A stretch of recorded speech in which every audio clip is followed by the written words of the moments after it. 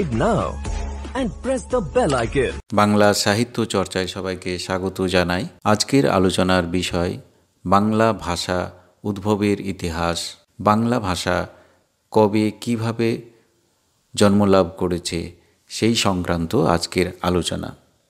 একদল পণ্ডিত মনে করেন ইন্দো হিত্তীয় নামে একটি প্রত্ন ভাষাগোষ্ঠী ছিল। তাদের মতে ইন্দো ইউরোপীয় ভাষা পরিবার ওই ইন্দো হিত্তীয় প্রত্ন ভাষা থেকে উদ্ভূত। এই বিষয়টা যদিও এখনও পর্যন্ত প্রমাণিত হয়নি, কাল্পনিক একটা অনুমান। তবে এই যে ইন্দো ইউরোপীয় ভাষাগোষ্ঠী, এই ইন্দো ইউরোপীয় ভাষাগোষ্ঠীকে পৃথিবীর প্রাচীন ভাষাগোষ্ঠীর মধ্যে অন্যতম হিসেবে ধরা হয়ে থাকে। ইন্দো ইউরোপীয় ভাষাগোষ্ঠীর দুটি বড় বিভাজন করা হয়ে থাকে। সেই দুটি হলো, প্রথমটি কেন্তুম এবং দ্বিতীয়টি শতম। কেন্তুম এবং শতম ভাষাগুচ্ছ। যেসব ভাষার ক ধ্বনি কণ্ঠধ্বনি থেকে গেছে সেগুলিকে কেন্তুম গুচ্ছে রাখা হয়েছে, আর যেসব ভাষায় মূলের ক ধ্বনি স্বধ্বনিতে পরিণত হয়েছে সেগুলিকে শতম গুচ্ছে রাখা হয়েছে। এই হিসেবে আমরা বলতে পারি যে গ্রিক, জার্মানিক, লাতিন এগুলো হলো কেন্তুম গুচ্ছের ভাষা। আর অন্যদিকে আলবেনীয়, বাল্তোস্লাভীয় বা আর্মেনীয় এই সব ভাষাগুলো হচ্ছে শতম গুচ্ছের অন্তর্গত। তো যাই হোক, এই যে ইন্দো ইউরোপীয় বা ইন্দো ইউরোপিয়ান ভাষাগোষ্ঠী, এই ভাষা পরিবারের ভাষাগুলির সীমা সাধারণত একদিকে ভারত থেকে ছাড়িয়ে অন্যদিকে ইউরোপ পর্যন্ত বিস্তৃত হয়েছে। মনে করা হয় ইন্দো ইউরোপীয় বা মূল আর্য ভাষাভাষী জনগোষ্ঠী তাদের আদি বাসস্থান দক্ষিণ রাশিয়ার উরাল পর্বতের পাদদেশ থেকে 2500 খ্রিস্টপূর্বাব্দ নাগাদ 2500 খ্রিস্টপূর্বাব্দ নাগাদ পৃথিবীর বিভিন্ন স্থানে ছড়িয়ে পড়তে শুরু করে। এই বিস্তারের ফলে তাদের ভাষার ক্রমশ আঞ্চলিক পার্থক্য বেড়ে যায়। উরাল পর্বত, দক্ষিণ রাশিয়ার উরাল পর্বত, সেখান থেকে এই মূল আর্য ভাষাভাষী জনগোষ্ঠী খ্রিস্টপূর্ব 2500 অব্দ নাগাদ পৃথিবীর বিভিন্ন জায়গাতে ছড়িয়ে পড়তে শুরু করে। এই বিস্তারের ফলে তাদের ভাষার ক্রমশ আঞ্চলিক পার্থক্যটা বেড়ে যায়।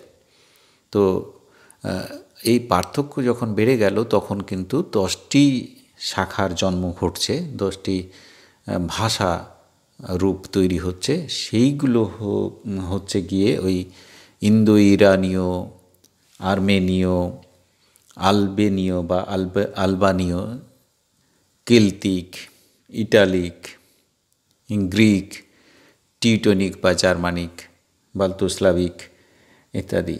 এরকম মোট 10টি শাখা হচ্ছে। তো আমরা প্রথম কোন শাখাটি উল্লেখ করলাম সেটি হচ্ছে ইন্দো ইরানীয়। ইন্দো ইউরোপীয় মূল ভাষাকে বলা হয় আর্য ভাষা। ইন্দো ইউরোপীয় মূল ভাষাকেই বলা হয় আর্য ভাষা। ক্রমশ আর্য কথাটিতে শুধু ভাষা নয়, এই ভাষাতে যারা কথা বলতো তাদেরও আর্য বলা হতো। তারও পরে অবশ্য ইন্দো ইউরোপীয় ভাষার যে শাখা ইরানে এবং ভারতে প্রবেশ করে তাদেরই আর্য বলা হতে থাকে। তো ভাষাতাত্ত্বিকদের অনুমান 2500 খ্রিস্টপূর্বাব্দ নাগাদ মূল ইন্দো ইউরোপীয় ভাষা থেকে একটু একটু করে শাখা ভাষাগুলি বিবর্তিত হতে থাকে। আর্য বা ইন্দো ইউরোপীয় ভাষাভাষী জনগণের একটি শাখা ইরানে বসতি করেছিল এবং তারাই কালক্রমে ইন্দো ইরানীয় ভাষী বলে পরিচিত হয়। তো এই ইন্দো ইরানীয় ভাষা থেকে আসছে 3টি শাখা ভাষা। কি কি? প্রথমটা হচ্ছে ইরানীয়, দ্বিতীয় হচ্ছে দরদীয় এবং তৃতীয় ভারতীয় আর্য বা ইন্দো এরিয়ান। এটা গুরুত্বপূর্ণ, আমরা মনে রাখবো ভারতীয় আর্য। ইন্দো ইরানীয় ভাষার যে শাখাটি ভারতে প্রবেশ করে এবং ভারতীয় আর্য নামে পরিচিত হয় তার সময়কাল আনুমানিক খ্রিস্টপূর্ব 1600 থেকে খ্রিস্টপূর্ব 1500 অব্দ পর্যন্ত। ভারতীয় আর্য ভাষায় প্রথম লিখিত নিদর্শন হিসেবে আমরা ঋগ্বেদ সংহিতার কথা উল্লেখ করতে পারি। ঋগ্বেদ অনুমান করা হয় যে এই ঋগ্বেদের রচনাকাল 1200 খ্রিস্টপূর্বাব্দ।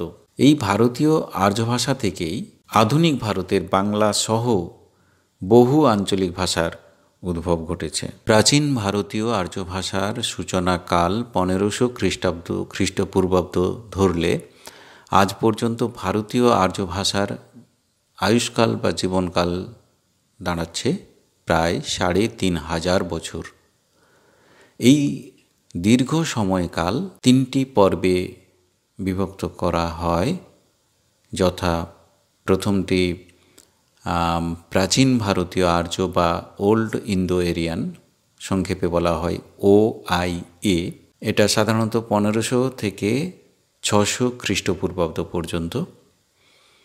দ্বিতীয়টি হচ্ছে মধ্য ভারতীয় আর্য বা মিডল ইন্দো এরিয়ান, সংক্ষেপে MIA, মিডল ইন্দো এরিয়ান, 600 খ্রিস্টপূর্বাব্দ থেকে 900 খ্রিস্টাব্দ পর্যন্ত। এবং তৃতীয়টি হচ্ছে নব্য ভারতীয় আর্য বা নিউ ইন্দো এরিয়ান NIA, 900 খ্রিস্টাব্দ থেকে একেবারে আধুনিক কাল পর্যন্ত, বর্তমান কাল 900 খ্রিস্টাব্দ থেকে বর্তমান কাল পর্যন্ত। প্রাচীন ভারতীয় আর্য ভাষার দুটি রূপ ছিল, একটা হচ্ছে সাহিত্যিক রূপ, যেটাকে বৈদিক ভাষা বা ছান্দস ভাষা বলা হচ্ছে, আর অন্যটা হচ্ছে কথ্য ভাষা। ঋগ্বেদ সহ যে অন্য 3টি বেদ রচিত হয়েছিল, ঋক, সাম, যজু, অথর্ব, বেদ রচিত হয়েছিল বলে প্রাচীন ভারতীয় আর্য ভাষার সাধারণ নাম বৈদিক। বেদ রচিত হয়েছিল বলে প্রাচীন ভারতীয় আর্য ভাষার সাধারণ নাম বৈদিক। এই বৈদিক বা প্রাচীন ভারতীয় ভাষার কথ্যরূপের 3টি, কারো মতে 4টি আঞ্চলিক রূপ ছিল। এই আঞ্চলিক রূপগুলো হচ্ছে উদিচ্য বা উত্তরাঞ্চলের ভাষা, মধ্যাঞ্চলীয়, এবং তৃতীয়টি হচ্ছে প্রাচ্য বা পূর্বাঞ্চলীয় ভাষা। আর 4 নম্বর যেটি কেউ কেউ বলছেন সেটি হচ্ছে দাক্ষিণাত্য। প্রাচীন ভারতীয় আর্য ভাষার আবার 2টি পর্যায় বা পর্ব দেখা যায়। প্রথম পর্বে আছে বৈদিক ভাষা ও সাহিত্য, এবং দ্বিতীয় পর্যায় বা পর্বে আছে সংস্কৃত। এখন এই বিষয়টা একটু আমরা উল্লেখ করতে পারি যে প্রকৃতপক্ষে সংস্কৃত বলতে আমরা বুঝি বেদোত্তর সৃষ্ট ভাষাকে, বেদ পরবর্তী যে সৃষ্ট ভাষা তাকে সংস্কৃত বলি। যে ভাষাকে ব্যাকরণের নিয়মে বা অনুশাসনে বেঁধে তাকে সংস্কৃত করেছিলেন পাণিনি। অষ্টাধ্যায়ী নামক ব্যাকরণে তিনি এই ভাষার সূত্রগুলিকে ব্যাখ্যা এবং বিবৃত করেছেন। পাণিনি যখন ব্যাকরণ রচনা করেন তখন ভারতবর্ষের মধ্য ভারতীয় আর্য ভাষার যুগ কিন্তু সূচিত হয়েছে, অর্থাৎ বৈদিক সংস্কৃত ভাষা তখন আর লোকমুখে ব্যবহৃত হয় না। ক্রমিক পরিবর্তনের ফলে ওই ভাষা থেকে প্রাকৃত ভাষার জন্ম হয়েছে। তো যাই হোক, খ্রিস্টপূর্ব 6ষ্ঠ থেকে 5ম শতক থেকে খ্রিস্টপূর্ব 6ষ্ঠ 5ম শতক থেকে ভারতীয় আর্য ভাষার কাঠামো অনেক বদলে গেল। বৈদিক ভাষার কথ্যরূপের ক্রমশ সহজীভবন বা সরলীকরণ যেটাকে বলতে পারি, এবং সংস্কৃতের সহজীভবনের ফলে বৈদিক ও সংস্কৃত প্রাকৃত রূপ ধারণ করে বলে ভাষাতাত্ত্বিকদের বিশ্বাস। তো এই স্তর যখন প্রাকৃত রূপ ধারণ করছে, এই স্তরকে মধ্য ভারতীয় আর্য বলা হচ্ছে। প্রাকৃতের অনেকগুলো রূপ ছিল, তো তার মধ্যে 2টি প্রধান রূপ হচ্ছে মহারাষ্ট্রী প্রাকৃত ও সৌরসেনী প্রাকৃত। এছাড়া ছিল অর্ধমাগধী, মাগধী এবং পৈশাচী। মধ্য ভারতীয় আর্য ভাষার প্রথম স্তরের একটি রূপ হলো পালি। পালি ভাষা হলো সংস্কৃত ও প্রাকৃতের মাঝামাঝি একটা স্তর। তো যাই হোক, প্রাচীন ভারতীয় আর্য ভাষাকে যেমন সাধারণভাবে সংস্কৃত ভাষা বলা হয়, তেমনি মধ্য ভারতীয় আর্য ভাষার সাধারণ নাম তাহলে প্রাকৃত। কেউ কেউ বলেন এই যুগের আর্য ভাষার নাম পালি প্রাকৃত অপভ্রংশ।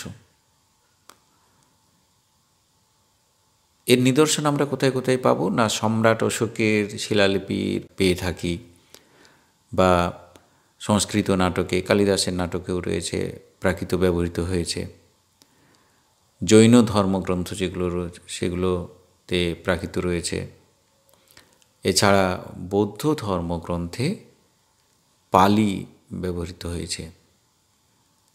তাহলে আমরা দেখলাম মধ্য ভারতীয় আর্য ভাষা যে সময়কাল, তখন যে ভাষারূপ, সেটাকে আমরা পালি প্রাকৃত অপভ্রংশ হিসেবে দেখতে পাচ্ছি। পালি প্রাকৃত অপভ্রংশ, এটাকে সাধারণভাবে তাহলে আমরা প্রাকৃত, মধ্য ভারতীয় আর্য ভাষাকে আমরা প্রাকৃত এই নামে চিহ্নিত করতে পারি। খ্রিস্টপূর্ব ১৫০০ বছরের ইতিহাসকে আমরা 3টি পর্বে বিন্যস্ত করতে পারি। মধ্যযুগের এই সময়টাকে এক আদি পর্ব, বা যেটাকে আমরা বলতে পারি পালি, দ্বিতীয় হচ্ছে মধ্যপর্ব বা মূল প্রাকৃত, এবং 3 হচ্ছে অন্তপর্ব বা অপভ্রংশ। অন্তপর্বের শেষে অপভ্রংশ প্রাকৃতেরও কিছু বিকৃতি ঘটেছিল, সেই বিকৃত রূপকে বলা হয় অবহট্ঠ। প্রাকৃত ভাষা যে সংস্কৃতের তুলনায় অনেক সহজ, সেটা আমরা বলতে পারি। সংস্কৃতের তুলনায় প্রাকৃত যেসব ক্ষেত্রে আলাদা হয়ে গেল, তার কয়েকটি দৃষ্টান্ত আমরা এখানে উল্লেখ করতে পারি। যেমন ধরো, যুক্তব্যঞ্জন, অধিকাংশ ক্ষেত্রেই যুক্তব্যঞ্জন যুগ্ম ধ্বনিতে পরিণত হয়েছে, ধর্ম হয়ে গেছে ধম্ম, বা কার্য হয়ে গেছে কজ্জ, কিংবা শব্দের আদিতে যদি যুক্তব্যঞ্জন থাকলে সেগুলো একক ধ্বনি হয়ে গেছে, ব্রাহ্মণ হয়ে গেছে ব্রহ্মণ, গ্রহণ হয়ে গেছে গহন ইত্যাদি। পদের মধ্যে বা শেষের একক ব্যঞ্জনটি অল্পপ্রাণ হলে লুপ্ত হয়েছে, আর মহাপ্রাণ হলে তা হতে পরিণত হয়েছে। যেমন লোক হয়েছে লঘু হয়ে গেছে লহু ইত্যাদি। তো আগেই উল্লেখ করা হয়েছে প্রাকৃত ভাষা কতগুলি শাখায় বিভক্ত ছিল, যথা মহারাষ্ট্রী, সৌরসেনী, অর্ধমাগধী, মাগধী ও পৈশাচী। এগুলির মধ্যে মহারাষ্ট্রের প্রাকৃতই প্রধান। সংস্কৃত নাটকে যে সৃষ্ট প্রাকৃত ব্যবহার করা হতো তা এই মহারাষ্ট্রের প্রাকৃত, আর সংস্কৃত নাটকে অশিক্ষিত নারী পুরুষের মুখে যে ভাষা ব্যবহার করা হয়েছে সেগুলো ছিল সৌরসেনী প্রাকৃত। সম্ভবত সুরসেন বা মথুরা অঞ্চলের নাম থেকে এর নাম সৌরসেনী হয়েছে। মগধ অঞ্চলের প্রাকৃতকে বলা হয় মাগধী, আর অর্ধমাগধী ব্যবহার করতেন মূলত জৈন ধর্মাবলম্বীরা। তো মধ্য ভারতীয় আর্য ভাষার বা প্রাকৃতের শেষ পর্বকে আমরা বলছি অপভ্রংশ স্তর। অর্থাৎ এই পর্বে প্রাকৃত বদলে যাচ্ছে বা বিকৃত হচ্ছে, এর পরে অবহট্ঠতে এসে মধ্য ভারতীয় আর্য ভাষার স্থিতিকাল বা সময়কাল শেষ হচ্ছে। তো প্রত্যেক শ্রেণীর প্রাকৃত থেকে সেই শ্রেণীর অপভ্রংশ অবহট্ঠের জন্ম হয়েছিল। আমরা সেই তালিকাটা এখানে দেখে নিতে পারি। যেমন পৈশাচী প্রাকৃত থেকে পৈশাচী অপভ্রংশ অবহট্ঠ, মহারাষ্ট্রের প্রাকৃত থেকে মহারাষ্ট্রীয় অপভ্রংশ অবহট্ঠ, সৌরসেনী প্রাকৃত থেকে সৌরসেনী অপভ্রংশ অবহট্ঠ, এবং অর্ধমাগধী থেকে প্রাকৃত থেকে অর্ধমাগধী অপভ্রংশ অবহট্ঠ, আর সর্বশেষ মাগধী প্রাকৃত থেকে মাগধী অপভ্রংশ অবহট্ঠ। অপভ্রংশ অবহট্ঠের পরে ভারতীয় আর্য ভাষা তৃতীয় যুগে পদার্পণ করল। তৃতীয় যুগ মানে নব্য ভারতীয় আর্য ভাষার যুগে, যেটাকে আমরা সময়কালটাকে আমরা বলতে পারি আনুমানিক 900 খ্রিস্টাব্দ। তো এই সময়টাতে যেটা হলো, এক একটি অপভ্রংশ অবহট্ঠ থেকে একাধিক নব্য ভারতীয় আর্য ভাষা জন্মলাভ করছে, যেমন পৈশাচী অপভ্রংশ অপভট্ট থেকে পাঞ্জাবি, মহারাষ্ট্রী অপভ্রংশ অপভট্ট থেকে মারাঠি, সৌরসেনী অপভ্রংশ অপভট্ট থেকে হিন্দি, অর্ধমাগধী অপভ্রংশ অপভট্ট থেকে অবধি এবং মাগধী অপভ্রংশ অপভট্ট থেকে বাংলা ভাষার জন্ম হচ্ছে। মাগধী অপভ্রংশ অপভট্ট থেকে। একটা কথা এখানে উল্লেখ করা দরকার, যেটা হচ্ছে যে মধ্য ভারতীয় আর্য যে প্রাকৃত, সেই প্রাকৃতের বিভিন্ন শ্রেণীর শেষ স্তরে সেই শ্রেণীর অপভ্রংশ অবহট্টের কল্পনা করা হয়েছে, কিন্তু সব রকমের প্রাকৃত থেকে জাত অপভ্রংশ অবহট্টের লিখিত নিদর্শন পাওয়া যায়নি। কেবল সৌরসেনী অপভ্রংশের বেশ কিছু নিদর্শন রয়েছে। আমাদের বাংলা ভাষারও উৎসস্থানীয় যে মাগধী অপভ্রংশ অবহট্ট, তার কোনো লিখিত প্রমাণ নেই। এই কারণে এই মাগধী অপভ্রংশের অস্তিত্ব সম্পর্কে কেউ কেউ সন্দেহ প্রকাশ করেছেন এবং তারা বলেছেন যে আদর্শ কথ্য প্রাকৃত থেকে বাংলা ভাষার জন্ম, যেমন ভাষাবিজ্ঞানী ডক্টর পরেশচন্দ্র মজুমদার। কিন্তু আদর্শ কথ্য প্রাকৃতেরও তো কোনো লিখিত প্রমাণ পাওয়া যায়নি, এটিও একটা অনুমান করা হয়েছে, এরকম একটি স্তর মাত্র। অন্যদিকে জর্জ আব্রাহাম গ্রিয়ারসন কিংবা ভাষাচার্য সুনীতি কুমার চট্টোপাধ্যায় এনারা কিন্তু সিদ্ধান্ত করেছেন, এই সমস্ত ভাষাবিজ্ঞানীগণ সিদ্ধান্ত করেছেন যে মাগধী অপভ্রংশ অবহট্ট থেকে আনুমানিক 900 থেকে 1000 খ্রিস্টাব্দ সময় পর্বে বাংলা ভাষার জন্ম হয়েছে। তো আমরা সাধারণত এই গ্রিয়ারসন সাহেব এবং ভাষাচার্য সুনীতি কুমার, তাঁদের মতটিকেই অধিক প্রচলিত বলে সেই মতটিকেই আমরা গ্রহণ করে থাকি।